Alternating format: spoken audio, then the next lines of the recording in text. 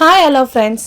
பாலக்காட்டில் வெள்ளாரம்குன்னு ஒரு கிராமம் இருக்குது. அங்கே ஆரிஃபா உம்மையாவும் மற்றும் அசீம் 2 பேரும் கணவன் மனைவி 2 பேருமே அழகான வாழ்க்கை வாழ்ந்துட்டு இருக்காங்க. ஆரிஃபா அவங்களுக்கு வயசு 60 ஆகுது. ஆரிஃபோட கணவர் அசீம் அந்த ஊரில் ஒரு அழகான வயல்களுக்கிடையே ஒரு வீடு கட்டியிருக்காரு. வீடு கட்டி அதுக்கு சுற்றிலும் விவசாயம் பண்ணிட்டு இருக்காரு. விவசாயம் பண்ணி இன்னைக்கு சொகுசாக வாழ்ந்துட்டு இருக்காரு. அவர் சொகுசாக வாழ்வதற்கான காரணம் என்னன்னா, இளமையிலே கல்ஃப் கண்ட்ரிஸ்க்கு போயிட்டு நல்லா சம்பாதிச்சு வச்சிருந்தால அவர் இன்னைக்கு சொகுசாக வாழ்ந்துட்டு இருக்காரு. ஆரிஃபாவுக்கு ஒரே ஒரு மகன் மட்டும்தான் இருக்காங்க. அவங்க பேர் ஜம்ஷத் வந்து பாலக்காடுல உள்ள ஒரு கவர்மெண்ட் ஸ்கூல்ல ஆசிரியரா ஒர்க் பண்ணிட்டு இருக்காரு. ஜம்ஷத்தோட மனைவி பேர் சுகாரா. அவங்களும் அதே ஸ்கூல்ல ஒரு கவர்மெண்ட் ஆசிரியரா பணியாற்றிட்டு இருக்காங்க. இவங்க 4 பேரோட வாழ்க்கையுமே ரொம்ப நல்லா போயிட்டே இருக்கு. ஜம்ஷத்துக்கும் சுகாராவுக்கும் திருமணமாகி 5 வருடம் ஆகுது. 5 வருடத்துல அவங்களுக்கு குழந்தை இல்லை. ஆனா அந்த குழந்தை இல்லைன்ற ஒரு விஷயத்த பெருசா நினைக்கல. ஆரிஃபாவும் அசீமும் தான் சொந்த மகளை போல பாத்துக்கிறாங்க. சந்தோஷமா குடும்பத்தை வாழ்ந்துட்டு இருக்காங்க. சில நாட்கள் கடந்த உடனே சுகாரா ஒரு சந்தோஷமான விஷயத்த சொல்றா. அம்மா, நான் கர்ப்பமா இருக்கேன் அப்படின்னு சொல்றா. சுகாரா அந்த விஷயம் சொன்ன உடனே ஆரிஃபாக்கு ஒரே சந்தோஷம். துள்ளி குதிக்கிறாங்க. ஐயா, எனக்கு பேர குழந்தை வரப்போகுது அப்படின்னு ரொம்ப சந்தோஷப்படுறாங்க.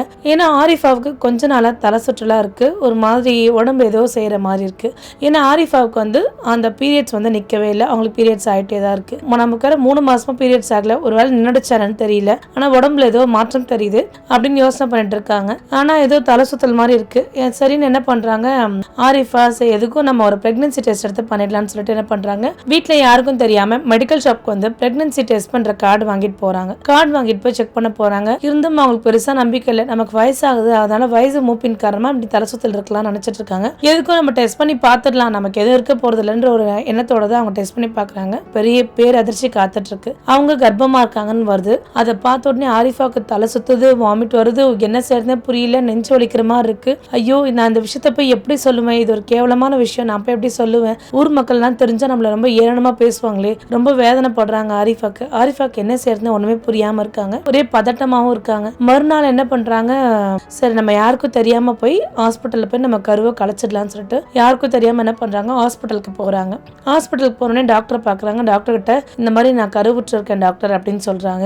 டாக்டர் அப்படியான்னு சொல்லிட்டு, சரிம்மா சரி நான் சில செக்அப்லாம் பண்ணணும் அப்படின்றாங்க. இல்ல நான் வந்து குழந்தைய பெத்துக்க விரும்பல, நான் வந்து கருவை கலைக்க தான் விரும்புறேன், தயவுசெய்து எனக்கு கருவு கலைச்சிருங்க, எனக்கு வயசு 60 ஆகுது, என் மருமகளே இப்பதான் கருவுற்று இருக்கா, நாங்க 2 பேரும் கருவுற்று இருந்தா நல்லா இருக்காது, அதனால எனக்கு இது கருவு கலைச்சிருங்க அப்படின்றா. சரிம்மா நான் செக்அப் பண்ணிட்டு சொல்றேன்னு சொல்லிட்டு என்ன சொல்றாங்க, நீங்க போய் படுங்க பெட்ல, நான் செக் பண்ண வரேன்னு சொல்றாங்க டாக்டர். ஆரிஃபா போய் படுக்கிறாங்க. படுத்த உடனே செக் பண்றாங்க. செக் பண்ண என்ன சொல்றாங்க, குழந்தை 3 மாசம் ஃபுல்லாவே முடிஞ்சிருச்சு, கரு நல்லாவே வளர்ந்துருச்சு, எங்களால கரு கலைக்க முடியாது அப்படின்றாங்க. ஆரிஃபாக்கு இன்னும் வேதனை, பயம், பதட்டம் இன்னும் ரொம்ப அதிகமாவே இருக்கு. ஐயோ நம்ம கலைச்சிடலாம், நம்ம இந்த தொல்லையில இருந்து விடுபட்டுலான்னு பார்த்தா இன்னும் பெரிய பெரிய விஷயமா தான் நமக்கு அமைஞ்சிட்டு இருக்கேன், நம்ம என்ன பண்ண போறோம் தெரியலையே, பதட்டம், வேதனை.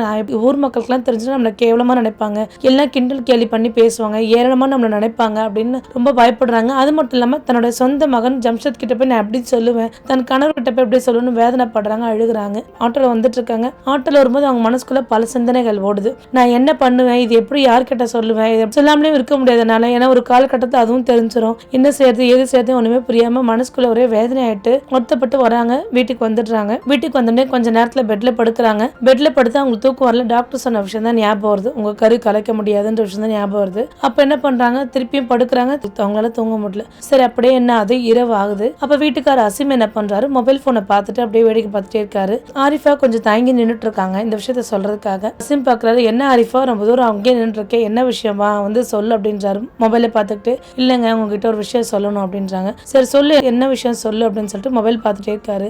நான் அப்படின்னு சொல்றாங்க. என்ன நீன்னு சொல்லிட்டு இருக்க, என்ன விஷயம் சொல்லு அப்படின்றாரு. இல்ல நான் வந்து கர்ப்பமா இருக்கேன் அப்படின்னு சொன்னேன். தன் கையில இருந்த போன் அப்படியே கீழே விட்டுடுறாரு. என்ன சொல்ற அப்படின்னு சொல்லிட்டு கேக்குறாரு. ஆமாங்க நான் வந்து கர்ப்பமா இருக்கேன் அப்படின்னு சொல்றாங்க. அவருக்கு ஒரு மாதிரி அசீம்க்கு நெஞ்சு வலி எல்லாம் வர மாதிரி இருக்கு. என்ன விஷயம் சொல்ற ஆரிஃபா அப்படின்றாரு. ஆமாங்க நிஜமாவே நான் கர்ப்பமா இருக்கேன், இந்த மாதிரி வந்து நான் 3 மாசம் கர்ப்பமா இருக்கேன், நான் வந்து ஹாஸ்பிட்டல் கலைக்கலான்னு போனேன், ஆனா கரு நல்லா வளர்ந்துருக்கு, கலைக்க முடியாதுன்னு சொல்லிட்டாங்க, இப்ப என்ன செய்யறதுனே தெரியாம தான் நான் இந்த உண்மையை உங்ககிட்ட சொல்ல வேண்டிய சூழ்நிலை ஆயிடுச்சு அப்படின்னு சொல்றாங்க. அவரும் ஒரு மாதிரி பதட்டப்படுறாரு, பயப்படுறாரு. ஐயோ ஊர் மக்கள் நம்மள ஏளனமா பேசுவாங்களேன்னு ரொம்ப வேதனைப்படுறாரு. அவருக்கு அவருக்கும் என்ன பண்றது ஏது பண்றதே புரியாம தவிக்கிறாரு. நம்ம மகன் கிட்ட போய் எப்படி இந்த விஷயத்த சொல்ல முடியும், நம்மளை பத்தி என்ன நினைப்பான் அப்படின்னு ஒரு மாதிரி தவிக்கிறாங்க. ரெண்டு பேருமே கணவன் மனைவி ரெண்டு பேருமே தவிக்கிறாங்க. ஒரு கட்டத்துல அசீம் என்ன பண்றாரு, சரி ஆரிஃபா நீ இதை பத்தி வருத்தப்படாத, நம்ம குழந்தை நல்லபடியா நம்ம பெற்றெடுப்போம், எதுவும் வருத்தப்படாத, இதை பத்தி நீ இப்போதைக்கு யார்கிட்டயே சொல்ல வேணாம் அப்படின்னு சொல்றாங்க. சரின்னு சொல்லிட்டு தன் கணவர் கொடுத்த தைரியத்துல ஆரிஃபா ஏதோ சந்தோஷப்படுறாங்க. கடவுள் நமக்கு எது கொடுத்தாலும் அது நமக்கானது, கடவுள் நமக்கு எது கொடுத்துருக்காரு, நம்ம அதை நல்லபடியா வளர்க்கலாம், இதை பத்தி நினைச்சு ரொம்ப வருத்தப்படாது அப்படின்றாரு. சரின்னு எப்படியே நாட்கள் போகுது. ஆரிஃபா சமையல் அறையில சமைச்சிட்டு இருக்காங்க. ஆரிஃபாக்கு ஒரு மசாலா ஸ்மெல் பிடிக்கவே இல்லை. திடீர்னு கொமட்டிட்டு போய் வாந்தி எடுக்கிறாங்க. அங்க கிச்சன்ல உள்ள சிங்க்ல வாமிட் பண்றாங்க.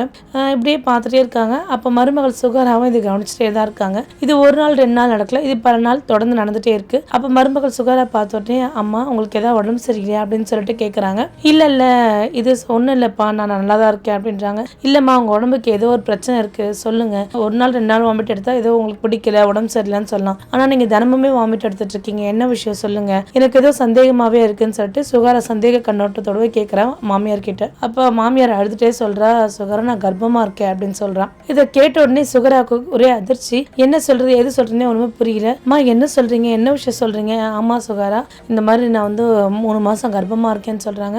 சுகராக்கு ஒரே வேதனையா இருக்கு, வெறுப்பா இருக்கு. சுகரா எதுவுமே பேசாம என்ன பண்றா, தன்னுடைய ரூமுக்கு போறா. தன்னோட ரூமுக்கு போயிட்டு, ஐயோ ஊர் மக்கள் நம்மள எவ்வளவு கிண்டல் பண்ணி பேசுவாங்களே, நம்ம தலை நிமிர்ந்து நம்மளால ஊர்ல நடக்க முடியாது, கேவலமான ஒரு விஷயத்த மாமியார் மாமனார் நமக்கு செஞ்சுட்டாங்களே அப்படின்னு சொல்லிட்டு வேதனைப்படுறான். அது மட்டும் இல்லாம இன்னொரு குழந்தை வந்துச்சுன்னா சொத்து 2 பாகமா போயிடுமே, நம்ம அதை அனுமதிக்க கூடாது அப்படின்னு சொல்லிட்டு வருத்தப்படுறா, வேதனைப்படுறா. அப்ப என்ன பண்றா, சுகரா மறுபடியும் ஆரிஃபா சமைக்க வரும்போது சுகரா எப்பவுமே மூஞ்சி காமிச்சிட்டே இருக்காங்க, வெறுப்பு கோவமா பேசுறாங்க, எப்பவுமே அவங்க மேல வெறுப்பாவே நடந்துக்கிறாங்க. அவங்க நடவடிக்கை எல்லாமே மோசமா இருக்குன்னு சொல்லிட்டு ஆரிஃபா அழுதுட்டே இருக்காங்க. பசும் விடு, இதெல்லாம் விடு, பெருசா எடுத்துக்காது அப்படின்னு சொல்லிட்டு ஆறுதல் பண்றாரு. அது மட்டும் இல்லாம என்ன பண்றா, சுகாரா ஒரு கட்டத்துல தன் கணவர் ஜம்ஷத் கிட்ட, உங்க அம்மா கர்ப்பமா இருக்காங்க, ஒரு கேவலமான விஷயத்தை உங்க அம்மாவும் அப்பாவும் செஞ்சிருக்காங்க, நம்ம குழந்தை பெத்துக்கிற சமயத்துலதான் இவங்க ஒரு குழந்தை பெத்துக்கணுமா, ஊர் மக்கள் என்ன நினைப்பாங்க, நம்ம ஊர்ல தள்ளி நம்ம நடக்க முடியுமா, குடும்பத்துக்கு ஒரு கேடான ஒரு விஷயத்த செஞ்சுட்டாங்க அப்படின்னு சொல்றாங்க. அதுல இருந்து ஜம்ஷித்தும் தன்னோட பெற்றோர் மேல ஒரு வெறுப்பா இருக்கான், கோவமாவும் இருக்கான். எதுவும் சொல்லிக்காம நாட்கள் இப்படியே போயிட்டு இருக்கு. ஜம்ஷித்தோட ஸ்கூல்ல ஸ்டாஃப் ரூம்ல என்ன பண்றாங்க, ஆரிஃபா கர்ப்பமா இருக்காங்கன்ற விஷயம்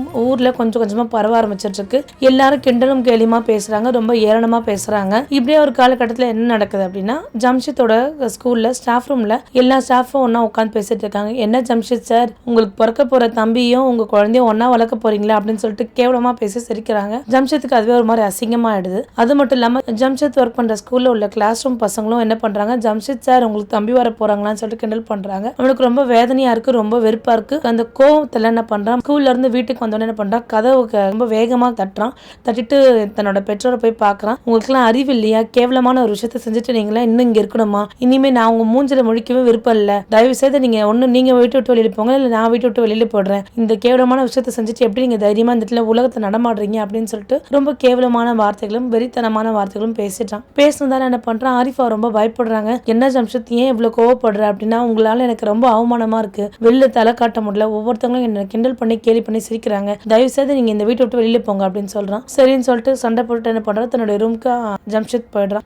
ஆரிஃபாவும் அசீமன் நினைக்கிறாங்க, சரி நம்ம பிள்ளைக்கு நம்ம பெரிய அவமான சின்னமா இருக்க வேண்டாம், நம்ம வீட்டை விட்டு போயிடலாம் அப்படின்னு சொல்லிட்டு கணவன் மனைவி 2 பேருமே முடிவெடுத்து என்ன பண்றாங்க, இரவோடு இரவாக என்ன பண்றாங்க, ஒரு மூட்டையில ஒரு சின்ன மூட்டையை மட்டும் எடுத்துட்டு என்ன பண்றாங்க, வீட்டை விட்டு வெளியேறி நடந்து வந்துட்டு இருக்காங்க. கையில பணம் காசு கிடையாது, ஒண்ணுமே கிடையாது. இரவு முழுதும் ரொம்ப தூரம் நடக்கிறாங்க. ஆரிஃபாவால் நடக்க முடியல, கர்ப்பமான சூழ்நிலை ஒரே மயக்கம் வருது. ஏன்னா அவங்களுக்கு சாப்பிடறதுக்கு எதுவும் பணம் கிடையாது. அப்போ ஒரு மூலையில என்ன பண்றாங்க, கால்நடை கட்டியிருக்க இடம் மாதிரி இருக்கு, ஒரு கொட்டாய் மாதிரி இருக்கு. அந்த கொட்டாயை பாக்குறாரு அசீம். அப்ப அந்த கொட்டாயோட ஓனர் கிட்ட போய் பேசுறாரு, ஐயா எங்களுக்கு யாரும் கிடையாது, நாங்க இந்த இடத்துல தங்கிக்கிறோம், அது மட்டும் இல்லாம ஆடு மாடு எல்லாம் நாங்க நல்லபடியா பாத்துக்கிறோம், இந்த இடத்துல தங்கறதுக்கு இடம் கொடுங்க ஐயா அப்படின்னு சொல்லிட்டு ரொம்ப தாழ்மையுடன் பணிவா கேட்கிறாரு. அசீம் யார்கிட்டயுமே கையேந்தி நின்னது கிடையாது. ஆனா முதல் முறையா அந்த கொட்டாய் ஓனர் கிட்ட கையேந்தி நிக்கிறான், எனக்கு ஒரு வீடு கொடுங்க, இந்த மாதிரி நாங்க இருக்கிறதுக்காக அப்படின்றாங்க. சரின்னு அந்த ஓனர் என்ன பண்றாரு, அந்த கொட்டாயை இவங்களுக்கு இலவசமாவே கொடுத்துடுறாரு. ஏன்னா கால்நடையை பராமரிப்பு செஞ்சிடறாங்க இல்லையா, அதனால இலவசமாவே கொடுத்துடுறாரு. சரின்னு என்ன பண்றாங்க, அந்த கால்நடையில உள்ள ஆடு மாடு எல்லாம் என்ன பண்றாங்க, பராமரிப்பு பண்றாங்க, நல்லா பாத்துக்கிறாங்க. இன்னும் அசீமாலையும் ஆரிஃபாலையும் வேலையே செய்ய முடியல, வயது மூப்பு காரணமா வேலையை செய்ய முடியல, ரொம்ப கஷ்டப்பட்டு செய்யறாங்க, அவங்களுக்கு மூச்சு வாங்குது, ரொம்ப முடியல. இப்படி ஒரு நாள் இப்படியே காலம் கடந்து போகுது. ஏன்னா ஆரிஃபாவோட மனசுல மட்டும் என்ன நினைக்கிறா, என்னைக்காவது ஒரு நாள் தன் மகன் வந்து தம்ளை நான் ரொம்ப மிஸ் பண்ணிட்டேன்னு சொல்லிட்டு நம்மளை கூட்டிட்டு போக வரமாட்டான்னு தன் மனசுக்கு நினைச்சு ஏங்குறாங்க. சரி எப்படியா இருந்தாலும் ஜம்ஷித் நல்லா இருந்தா போதும்னு மட்டும் மனசளவு நினைக்கிறாங்க. இப்படியே அவங்க நிறைய வேலை செய்யும்போது என்ன ஆகுது, அவங்களால உடம்பு முடியாம திடீர்னு அவங்களுக்கு இடுப்பொலி ஏற்பட்டுருது. அவங்கள ஒரு ஆம்புலன்ஸ் வச்சு கூட்டிட்டு போற கூட அசீம் கிட்ட பணம் கிடையாது. அசீம் என்ன பண்றது ஏது பண்றது ஒண்ணுமே புரியாம என்ன பண்றாரு, அசீம் தெரு பக்கமா ஓடி வராரு. ஓடி வந்து யார்கிட்டயுமே கையேந்தது அசீம் தன் மனைவிக்காக என்ன பண்றாரு, பிச்சை எடுக்க ஆரம்பிக்கிறார். பிச்சை எடுத்து வந்த காசுல ஒரு ஆம்புலன்ஸை பிடிச்சி தன் மனைவியை கூட்டிட்டு போய் அங்க அரசு மருத்துவமனையில அட்மிட் பண்றாரு. அப்ப ஆரிஃபா கடைசியா சொல்றான், எனக்கு ஏதாவது ஆயிடுமோன்னு பயமா இருக்குங்க, எனக்கு மகன் ஜம்ஷித் ஒரு தடவை பார்க்கணும் போல இருக்கு அப்படின்றாங்க. சரி அங்க இருக்க ஒருத்தவங்க கிட்ட போனை வாங்கி என்ன பண்றாரு, ஜம்ஷித் நான் அசீம் அப்பா பேசுறப்பா, தயவு செய்து இந்த மாதிரி அம்மா வந்து இடுப்பு வலியால அவசப்பட்டு இருக்காங்க, உன்னை கடைசி முறையா பார்க்கணும்னு நினைக்கிறாங்க, அதனால தயவு செய்து வந்து உன் முகத்தை காமிச்சிட்டு போப்பா அப்படின்றாங்க. ஜம்ஷித்தோட மனைவி என்ன பண்றா, சுகாரா வர முடியாதுன்னு சொல்லுங்கன்னு சொல்லிட்டு சைகையில சொல்றா. ஜம்ஷித் என்ன பண்றான், இல்ல என்னால வர முடியாதுன்னு சொல்லிட்டு போனை வச்சிட்டான். மறுபடியும் அசீம் போன் பண்றாரு. அசீம் நான் கெஞ்சி கேட்டுக்கிறேன், ஒரு தடவை வந்து பாரு, அவளுக்கு நாளை ஏதாவது ஆச்சுன்னா நாளைக்கு பின்னாடி வருத்தப்பட்ட பிரயோஜனம் கிடையாது, ஒரு தடவை வா அப்படின்றாங்க. நீங்க செஞ்ச காரியத்துக்கு நான் எப்பவுமே உங்களை பார்க்க வர விரும்பல, தயவு செய்து போனை வச்சிருக்கேன்னு சொல்லிட்டு ஜம்ஷித் போனை வச்சிடறான். இப்போ மறுபடியும் டாக்டர் கிட்ட வந்து பேசுறான், எப்படி இருக்கான் ஆரிஃபா அப்படின்னு சொல்லி கேட்குறாங்க. ஆரிஃபாவோட வயது மூப்பு காரணமா அவங்களுக்கு வந்து நார்மல் டெலிவரி பண்ண முடியாது, அவங்களுக்கு சிசேரியன் தான் பண்ணணும் அப்படின்னு சொல்றாங்க. சரி நீங்க சிசேரியன் நல்லபடியா பண்ணுங்க, எனக்கு குழந்தையும் என் மனைவியும் நல்லபடியா வரணும் அப்படின்னு சொல்லிட்டு அசீம் சொல்றாரு. அசீம் வந்து கடவுள்கிட்ட ரொம்ப நல்லபடியா வேண்டாரு, என் மனைவியும் என் குழந்தையும் பத்திரமா வரணும், எந்த ஒரு நோய் நொடி இல்லாம வரணும் அப்படின்னு சொல்றாங்க. கொஞ்ச நேரம் கழிச்சு நர்ஸ் வந்து சொல்றாங்க, உங்களுக்கு ஒரு அழகான ஆண் குழந்தை பிறந்திருக்குன்னு சொல்லிட்டு எடுத்து வந்து கொடுக்குறாங்க. அதை பார்த்தோன்னே அசீமுக்கு ஒரு சந்தோஷம், கடவுள் கொடுத்த பரிசு, இந்த குழந்தைய நம்ம நல்லபடியா வளர்க்கணும் அப்படின்னு சொல்றாங்க. 5 நாள் கழிச்சு ஹாஸ்பிட்டல் இருந்து வந்துட்டு டிஸ்சார்ஜ் ஆகி வந்துட்டு அந்த கொட்டாய்க்கு வந்துடுறாங்க. கொட்டாய்க்கு வந்துட்டு அந்த குழந்தைய நல்லா பாத்துக்கிறாங்க. அப்படியே கொஞ்ச நாள் என்ன ஆகுது, அவங்களுக்கு பேர ஒருத்தவங்க மூலியமா ஒரு விஷயம் வருது, ஜம்ஷித்துக்கும் ஒரு ஆண் குழந்தை பிறந்திருக்கு அப்படின்னு நினைக்கிறாங்க. இருந்தும் ஜம்ஷித் மேல ஆரிஃபா அம்மாவுக்கு ஒரு வெறுப்பு இருக்கு, ஆனா குழந்தை மேல அந்த வெறுப்பு கிடையாது. பேர குழந்தை பிறந்திருக்கா, அந்த பேர குழந்தை ரொம்ப நல்லா இருக்கட்டும் அப்படின்னு மனதளவில் நினைக்கிறாங்க. ஒரு நாள் திடீர்னு என்ன பண்றாங்க, அந்த கொட்டாய்க்கு யாரோ வந்து இரவு நேரத்துல கதவு தட்டுறாங்க. கதவு தட்டினா அந்த இடத்துல ஜம்ஷித் இருக்கான். என்ன ஆரிஃபாவும் அசீமும் முகம் கொடுத்து பார்க்கல, திரும்பிக்கிறாங்க. ஜம்ஷித் வந்து கண்ணீரோட வரான். அம்மா என்ன மன்னிச்சிருங்க, அப்பா என்ன மன்னிச்சிருங்க, என்ன ஏன்பா என்ன அழுற, என்ன விஷயம் அப்படின்னு சொல்றாங்க. இல்ல நான் உங்களெல்லாம் வீட்டை விட்டு வெளியே அனுப்புனதாலதான் எனக்கு ஒரு குழந்தை பிறந்திருக்கு, ஆண் குழந்தை பிறந்திருக்கு, அந்த குழந்தை ஊனமுற்றதா பிறந்திருக்கு, அது மட்டும் இல்லாம அந்த குழந்தைய ஹாஸ்பிட்டல் பார்க்க வர எல்லாருமே முகம் சொல்லிக்கிறாங்க, இது வந்து உங்களுடைய சாபம் நிறைய பேர் சொல்றாங்க, என்ன மன்னிச்சிருங்க அம்மா அப்பா அப்படின்னு சொல்லிட்டு வருத்தப்படுற வேதனைப்படுறான். ஆரிஃபாவும் அசீமும் வருத்தப்படாத ஜம்ஷித், ஒன்னும் பிரச்சனை கிடையாது, விட்டு அது நம்மளுடைய குழந்தை, நீயே அது ஊனமுற்ற குழந்தையா நீயே நினைக்கிற, நம்ம குழந்தை எப்படி இருந்தாலும் நம்ம நல்லபடியா வளர்க்கலாம், நீ நினைச்சு வருத்தப்படாத அப்படின்றாங்க. இல்லம்மா நான் செஞ்சது மிகப்பெரிய தப்பு, நீங்க கர்ப்பிணியா இருக்குன்னு தெரிஞ்சு நான் உங்களை அந்த நேரத்துக்கு அனுப்பியிருக்க கூடாது, ஊர் மக்கள் 1000 பேர் 1000 பேசினாலும் நான் உங்களை ஆதரவு தந்திருக்கணும், ஆனா நான் உங்களுக்கு ஆதரவு தர மறுத்துட்டேன், ஏன்னா என்ன மன்னிச்சிருங்கன்னு சொல்லிட்டு ரொம்ப தேம்பி தேம்பி அழறான். ஆரிஃபாக்கும் அசீமுக்கும் ரொம்ப வருத்தமா இருக்கு. இல்ல நான் உனக்கு எந்த வித சாபமும் தரல ஜம்ஷித், நீ விட்டுட்டு போ, இல்ல நீங்க வந்து ஹாஸ்பிட்டல் இருக்கும்போது கூட அப்பா எனக்கு ஃபோன் பண்ணி கூப்பிட்டாரு, ஏன்னா உங்க மேல உள்ள கோவத்துல நான் வரலன்னு சொல்லிட்டேன், நான் செஞ்சதுதான் மிகப்பெரிய தப்பு, என்ன மன்னிச்சிருங்கன்னு சொல்லிட்டு மறுபடியும் தேம்பி தேம்பி அழறான். நீங்க உங்களுக்கு எல்லாம் செஞ்ச பெரும் தவறாலதான் என் குழந்தை இப்படி பிறந்துச்சோன்னு ரொம்ப வருத்தப்படுறான். அப்படிலாம் எதுவும் கிடையாதுப்பா, கடவுள் நமக்கு எது கொடுத்தாலும் நம்ம அதை எடுத்துக்கணும்ப்பா, அதை நினைச்சு நீ வருத்தப்படக்கூடாது, கடவுள் இப்படி தரணும் அப்படி தரணும்ல, ஏதோ நம்ம கடவுள் குழந்தைன்னு கொடுத்துருக்காருல அப்படி நினைச்சுக்கோப்பா, நீ வருத்தப்படாதப்பா, எது கொடுத்தாலும் நம்ம குழந்தைப்பா அது அப்படின்னு சொல்லிட்டு அவனுக்கு ஆறுதல் சொல்றாங்க. அம்மா அப்பா எனக்கு ஒரு உதவி செய்யணும் அப்படின்னு சொல்லிட்டு ஜம்ஷித் கேட்கறான். என்ன உதவிப்பா சொல்லுப்பா, நாங்க எங்களால முடிஞ்சா நாங்க செய்யறோம் அப்படின்றாங்கப்பா. அம்மா அப்பா நீங்க எப்பவுமே எங்க கூடவே இருக்கணும், நான் உங்களை வெளியில அமிச்சு பெரும் தவறு பண்ணிட்டேன், என்ன மன்னிச்சிருங்கன்னு மறுபடியும் கெஞ்சி கூப்பிடுறான். இல்லப்பா நாங்க வரல, நாங்க இங்கேயே இருந்துக்கிறோம் அப்படின்றாங்க. இல்ல தயவு செய்து என் மேல உள்ள கோவத்துல நீங்க வரமாட்டேன்னு சொல்லாதீங்க, கண்டிப்பா நீங்க வரணும், நீங்க இல்லாம வீடாவே இல்ல, எதையோ நாங்க பறி கொடுத்த மாதிரியே இருக்கு அப்படின்னு சொல்லிட்டு ஜம்ஷித் சொல்றான். சரிப்பா நான் வரேன் அப்படின்னு சொல்லிட்டு என்ன பண்றாங்க, அந்த கொட்டாய் கொடுத்த ஓனர் கிட்ட போய் பார்த்துட்டு, ஐயா நீங்க கொட்டாய் இவ்வளவு நாள் இலவசமா கொடுத்ததுக்கு ரொம்ப நன்றின்னு சொல்லிட்டு அவங்க சொந்த வீட்டுக்கு வராங்க. ஊர் மக்கள்லாம் இவங்கள ஒரு மாதிரி வித்தியாசமா தான் பாக்குறாங்க. ஏதோ ஜம்ஷித்தோட அம்மா அப்பாவும் அதை பெருசா எடுத்துக்கல. யார் எப்படி பார்த்தாலும் ஒரு விஷயத்தை எத்தனை நாள் ஊர் மக்களால பேச முடியும், அதிகபட்சம் ஒரு 10 நாள் பேச முடியும், இல்ல ஒரு மாசம் பேச முடியும், பேசுறவங்க வாய் பேசிட்டே தான் இருக்கும். அதனால அதை பத்தி அவங்க யாருமே வருத்தப்படாம அவங்க சொந்த வீட்டுக்கே வந்துட்டாங்க. சொந்த வீட்டுக்கு வந்துட்டு ஒரே சந்தோஷமா இருக்காங்க. ஆரிஃபா அசீம் தம்பதிக்கு பிறந்த குழந்தைய ஜம்ஷித் கொடுக்குறாங்க. ஜம்ஷித் ரொம்ப சந்தோஷமாவும் அன்பாவும் பாசமாவும் அந்த குழந்தைய வாங்கி கொஞ்சம் முத்தமிடுறான், என் அன்பு தம்பி அப்படின்னு சொல்லிட்டு ரொம்ப சந்தோஷப்படுறான். அப்ப சுகாராவும் ஹாஸ்பிட்டல்ல இருந்து டிஸ்சார்ஜ் ஆகி வராங்க. சுகாரோட குழந்தையும் பார்த்து ஆரிஃபாவும் அசீமும் வாங்கி ரொம்ப பேரன்போட வாங்கி கொஞ்சறாங்க. இது என்னுடைய பேரன் அப்படின்னு சொல்லிட்டு ரொம்ப சந்தோஷமா பாத்துக்கிறாங்க. இப்ப பழையபடி போல உங்க குடும்பம் எல்லாருமே சேர்ந்து ரொம்ப சந்தோஷமாவே வாழறாங்க. அந்த குழந்தை ஜம்ஷித்தோட தம்பியோடவும் தன்னோட குழந்தையும் 2 குழந்தையுமே ஒன்றாவே சேர்ந்து வளர்க்கப்படுறாங்க.